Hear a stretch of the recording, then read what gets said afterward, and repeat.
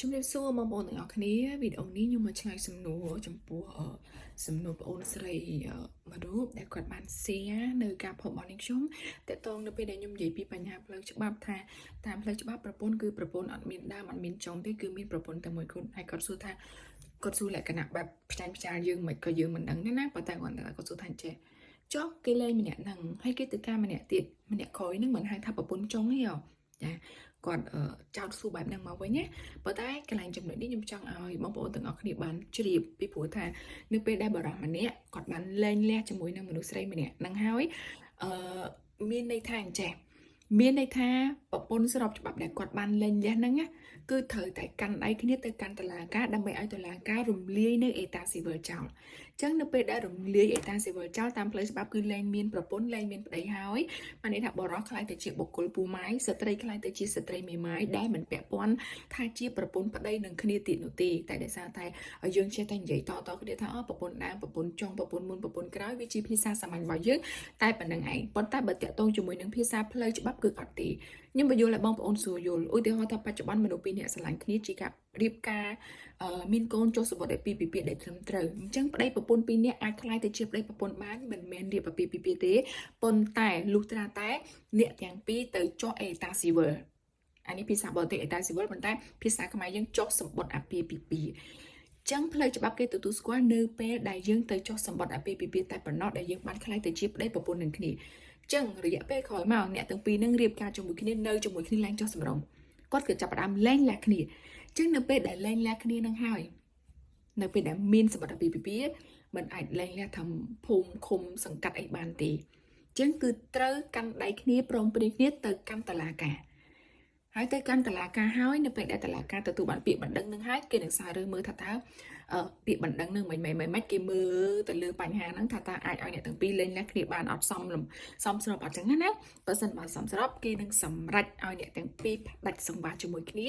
គេនឹងរំលាយអេតាស៊ីវិលនឹងចោលសម្បត្តិអាពាហ៍ពិពាហ៍នឹងគឺរំលាយចោលនៅពេលដែលរំលាយចោលហើយអ្នកទាំងពីរគឺខ្លាយជាអ្នកដតីមិនមានជាប់ពាក់ព័ន្ធគ្នាតតែសោះនៅក្នុងផ្លូវច្បាប់នៅពេលដែលប្តីប្រពន្ធលែងលះគ្នាហើយ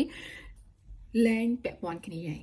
ចាបរិសខ្លាយជាអ្នកពោះម៉ាយទៅស្ត្រីខ្លាយជាមេម៉ាយដូចនេះខ្ញុំនិយាយពីខាងដើមអញ្ចឹងសួរថានៅពេលដែលគាត់លែងពីម្នាក់ហ្នឹងហើយគាត់ទៅយកប្រពន្ធក្រោយ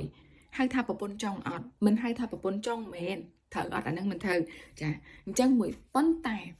ច្បាប់ទោះបីលែងលះប្រមាណអ្នកក៏ដោយទៅការប្រមាណអ្នកទៀតក៏ដោយប្រពន្ធនៅតែជាប្រពន្ធអត់មានដើមអត់មានចុងទេបានន័យថាប្រពន្ធបច្ចុប្បន្ននេះរំលាយអេតាស៊ីវិលចោលស្មើនឹងអ្នកដទៃបន្ទាប់មកទៀតគាត់ទៅការជាមួយអ្នកទី2ការហើយគាត់ចុះសម្បត្តិអាពាហ៍ពិពាហ៍ស្របច្បាប់ចឹងអ្នកទី2ហ្នឹងក៏មិនមែនជាប្រពន្ធចុងដែរផ្លូវច្បាប់គឺអ្នកទី2ហ្នឹងគឺជាប្រពន្ធចឹងណាចឹងបងប្អូនឲ្យយល់កន្លែងចំណុចហ្នឹងណាអានេះខ្ញុំនិយាយពាក់ព័ន្ធជាមួយនឹងផ្លូវច្បាប់ទេណាចាអញ្ចឹងបន្ទាប់ពីបានន័យថាមុននឹងយើងការគឺគេឲ្យយើងរត់ច្បាប់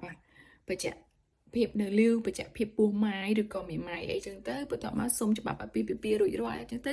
រៀបការមិនបច្ចៈថាយើងនឹងខ្លាចជាប្តីប្រពន្ធនេះលុះត្រាតែបងប្អូនដឹកដៃគ្នាទៅចុះអេតាស៊ីវិលអញ្ចឹងពេលដែលចុះអេតាស៊ីវិលនឹងហើយគឺជាពេលដែលបញ្ជាក់ថាអ្នកទាំងពីរខ្លាចជាប្តីប្រពន្ធស្របច្បាប់អញ្ចឹងត្រឡប់មកវិញឆ្លើយនឹងសំណួរបងអូនស្រីថាអ្នកទី2ហ្នឹងមិនហៅថាប្រពន្ធចុងចាមែនអត់អញ្ចឹងណា